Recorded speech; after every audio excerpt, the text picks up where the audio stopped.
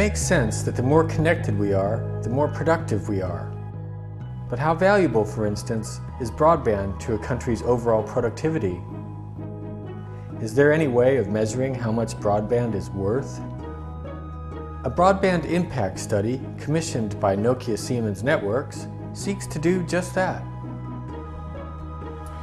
We conducted a broadband study for two reasons, I think. One is to drill deeper into something that's really a fundamental driver of the connectivity scorecard. And second is because there are a number of studies that academics have been doing that are looking at what is the contribution of broadband to economic growth, and there is no consensus. So people think broadband is important, but we're looking for evidence of its importance in this study.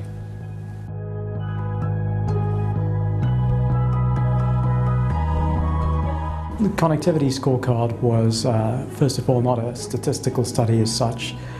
Secondly, a connectivity scorecard had a specific benchmarking purpose related to it, which is not the goal behind the broadband study. The goal behind the broadband study is not to rank countries according to how much broadband or what type of broadband they have. It's to get some idea of the benefits that are being created by broadband.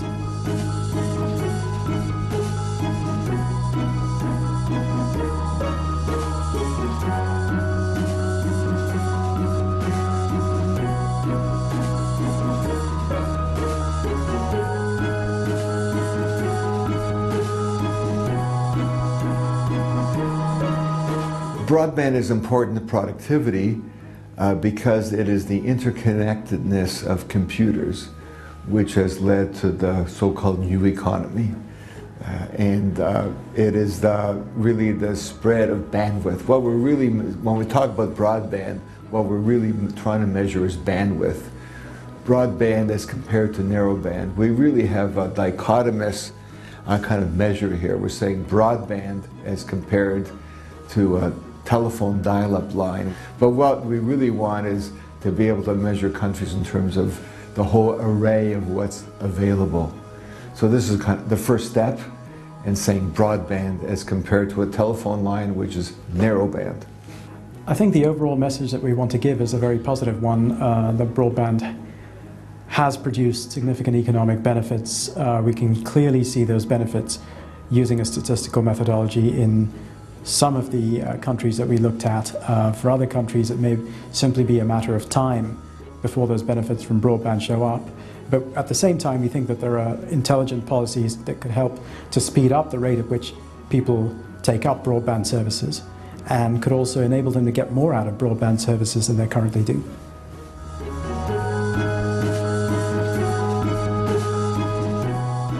There are many trends that are shaping the industry, and especially when you think about broadband or the internet, where we're facing with trends that are the massive growth of demand for bandwidth, so capacity as such, and broadband is one of those. Then, of course, the business models that the internet has brought forward, they're significantly different to the old business models that we had in place. And at the same time, the